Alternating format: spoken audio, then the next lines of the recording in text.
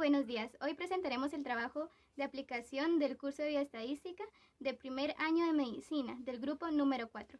A continuación se le dará a conocer. Buenos días, yo presentaré la primera parte. Me llamo Clarisa Andrea Jón Rivera. Primer problema. ¿Cuál es el principal contaminante en el hogar? ¿Por qué? Nosotros llegamos a la conclusión que es la balosa en el hogar, porque es la que más utilizan conforme a la base de datos que nosotros hicimos. La balosa tuvo un total de 33 personas que lo utilizaban también. Tenemos que seleccionar dos variables, que es síntomas o signos y personas que usan spray ambiental en sus hogares. Conforme a la información que nos dieron la base de datos, se pueden dar que nos dio como resultado esto, lo que está en mi pantalla. Esto lo hicimos conforme a las opciones que da Excel, en donde ponemos insertar y insertamos lo que es una gráfica. Ya con esto seleccionamos la información que ya habíamos rellenado aquí y ya nos da como resultado la gráfica. Esta gráfica y la información fue procedente de esto. Esto lo organizamos por medio de colores, de las personas que sí utilizaban spray, que son las de color amarillo, y los síntomas que presentaban. Podemos interpretar la gráfica. La primera gráfica quiere decir que las personas que utilizaron o que utilizan más el spray ambiental suelen tener más síntomas, y uno de los que destacan es el dolor de cabeza. Y las personas que no utilizan spray ambiental casi no presentaban este tipo de síntomas o signos. Conforme a la tablita que ya nosotros habíamos hecho, podemos dar un ejemplo de proporción. El ejemplo puede ser: determine la proporción del síntoma que consiste solo en el dolor de cabeza de las personas que utilizan el spray ambiental en su hogar. Sabemos que la proporción, que nos damos cuenta aquí, que aquí está la fórmula, que es n, el número de grupo que queremos saber, y n mayúscula, que es el número total. Entonces, ya con la tablita sabemos que de las personas que utilizan el spray, 10 personas solo presentan dolor de cabeza, entonces lo ponemos arriba. Y de las personas que utilizan el spray, solo son 32. Entonces, ya poniéndolo en la fórmula, solo lo dividimos y esto da 0.31.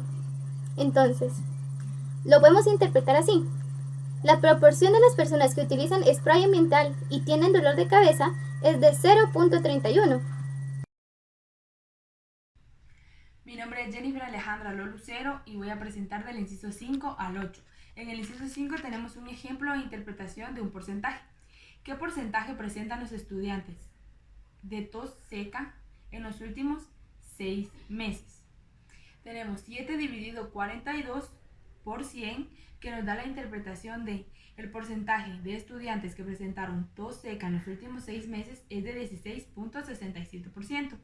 En el inciso 6, un ejemplo de interpretación de una razón. Tenemos 32 dividido 10 por 100, que nos da la interpretación de por cada 100 estudiantes que no utilizan ambiental en spray, tenemos 320 estudiantes que sí utilizan ambiental en spray. El inciso 7 es del problema número 2, en donde tomaremos la variable el número de veces a la semana que se utilizan lavalosas. Entonces haremos la regla de Sturges, que es K es igual a 1 más 3.322 por el logaritmo de 42, que nos da 6.39, lo aproximaremos a 7. El rango, que es límite superior menos límite inferior, que tenemos 19 menos 1 nos da 18. También tenemos el intervalo, que es 18 dividido 7, que nos da 2.57 y lo aproximaremos a 3. En el inciso número 8 haremos una presentación tabular y diremos las columnas a utilizar. En esta presentación tabular utilizaremos frecuencia, frecuencia acumulada, límites reales y marca de clase. Mi nombre es Ana Gabriela Mencos Guzmán y les voy a explicar cómo se hace de los incisos 9 al 12. En el 9 nos piden calcular la media aritmética. Esta se calcula con la sumatoria de la marca de clase por la frecuencia partido la cantidad de datos. Entonces, nuestra sumatoria de la marca de clase con la frecuencia va a ser de 303 y la cantidad de datos son 42. Entonces, esto operándolo nos queda de 7.21. Entonces, el valor promedio de los estudiantes de medicina que utilizan lavalossas al día son 7 veces. En el inciso 10 nos permite calcular la mediana, pero como es una población, vamos a utilizar esta fórmula de aquí que nos indica el límite real inferior más la cantidad de veces dividido 2 por la frecuencia acumulada anterior, partido la frecuencia por el intervalo. Sustituyendo datos con la tabla de mi compañera anterior, es 6.5 más la cantidad de datos que serían 42 dividido 2 menos la frecuencia anterior acumulada que sería 15 dividido 20. Entonces, al realizar esta operación nos queda una media de 7.40. Esto quiere decir que el 50% de los estudiantes de primer año del Salón 305 utiliza 7 veces a la semana lavalossas. En el inciso 8 nos indica realizar la moda. Entonces, como es una población, vamos a utilizar esta fórmula que sería el límite real inferior más delta 1 dividido delta 1 más delta 2 por el intervalo. Entonces, sustituyendo datos nos quedaría de esta manera. Como resultado nos quedaría 7.92, pero como 9 es mayor a 5, se aproxima a 8. Entonces, la moda es el número de datos que se repite, o sea, que los estudiantes van a utilizar 8 veces a la semana de lavalossas para la limpieza de su hogar. En el inciso 12 nos piden calcular la variabilidad respecto a la media aritmética. Esto es la sumatoria de la marca de clase menos la media aritmética al cuadrado partido la cantidad de datos menos 1, porque es una población. Sustituyendo datos nos quedaría de esta manera. Operando nos quedaría 4.14. Entonces, la variabilidad respecto a la media aritmética quedaría de 4 veces a la semana que utilizan los estudiantes de medicina lavalossas. Y yo les voy a explicar cómo calcular la variabilidad relativa en un problema de estadística. La variabilidad relativa se representa con el símbolo de C, punto V, y la fórmula para poderla calcular cuando nos dan una muestra es de S partido X, donde S nos indica la variabilidad. La variabilidad normalmente está dada en datos elevados al cuadrado, por lo que para poderla utilizar necesitamos extraer su raíz cuadrada. Y la X hubo un palito arriba que hace referencia a la media aritmética. Para ello tenemos un ejemplo. En este ejemplo nos están diciendo que calculemos la variabilidad relativa en X problema.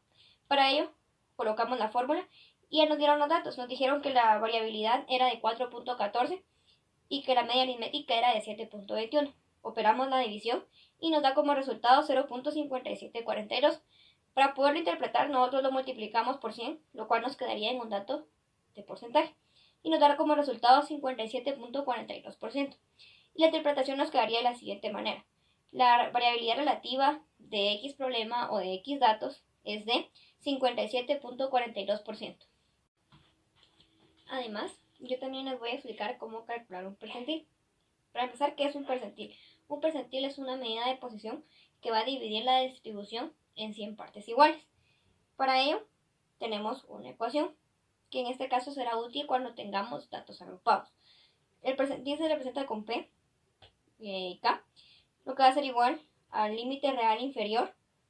Abrimos corchetes porque tenemos un signo más y toda esta operación va a ser hecha junta, donde tenemos que el percentil por la muestra dividido 100, lo cual nos va a decir dónde ubicar realmente el percentil, menos la frecuencia anterior dividido la frecuencia inferior por el intervalo que nos da al inicio a la hora de elaborar nuestra tabla de datos agrupados. ¿Qué significa cada dato que está dentro de la fórmula? LRI hace referencia al límite real inferior. K hace referencia al percentil que se desea obtener, ya sea 10, 11, 12, 25, 35, 40, 41, 42, etc.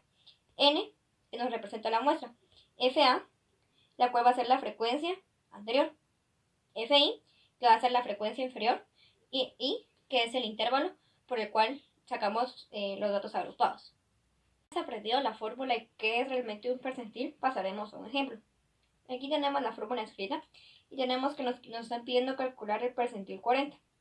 Ya nos dieron todos los datos y nos dijeron que el límite real inferior es de 6.5, que nuestro percentil a calcular es de 40, que nuestra muestra es de 42, dividido 100, que ya venía en la fórmula, menos 15, que en este caso va a ser la frecuencia anterior, y dividido 20, toda la operación dividido 20, que va a ser la frecuencia inferior o posterior. Todo esto dividido por el intervalo, que en este caso el intervalo es 3, lo que nos da un resultado de 6.77. Por eso no lo podemos dejar así, eso lo tenemos que aproximar, lo cual nos da un resultado de 7. Es claro tener presente de que primero se debe hacer toda esta operación que está dentro de los corchetes y luego se multiplica y luego se suma, al menos que su calculadora lo pueda hacer todo de corrido. De lo contrario es mejor darlo por pasos para evitar errores. Pero este dato realmente no es el que nos va a representar a nosotros el percentil. Este dato nos indica la posición donde vamos a ubicar nuestro percentil. Es por ello que nos vamos a la tabla de datos agrupados que nos dieron inicialmente y ubicamos cuál es la posición 7 dentro de la frecuencia. Ya una vez obtenido ya podríamos interpretar el dato. Bueno, también me corresponde explicarles lo que es un histograma. Un histograma consiste en la representación gráfica de una variable cuantitativa. Para ello debemos colocar en el eje X los límites reales y en el eje Y todas las frecuencias. Es tan fácil como solo colocar, de acuerdo a los límites, la frecuencia que estableció. Y para interpretarla diríamos que podemos visualizar de que entre el rango de 6.5 y 9.5 se utilizó o se hizo más uso de la balosa en los estudiantes de primer año de medicina. Y por último, ¿qué efecto tiene en la salud el uso de la balosa? Según expertos, el uso de la balosa puede traer consecuencias como alergias, tanto en el sistema respiratorio y en la piel, como daños en la visión y sistema nervioso. Buenos días, licenciada. Mi nombre es Sara Guerra. Mi número de carnet es 2020-01536. Soy del grupo número 4 y procederé a explicar lo que es el problema número 3. Como vemos, el problema número 3 nos muestra un estudio cuyo objetivo es investigar el efecto de las estrategias de afrontamiento con los sujetos mediante su nivel de estrés. Nos presenta los datos de 27 sujetos. Y con lo que desarrollaremos de la tabla debemos responder lo siguiente. Entonces nos vamos a lo que es Excel. Aquí ya tenemos lo que es nuestra tabla hecha. Para mostrarles cómo se hace, eliminaré esto.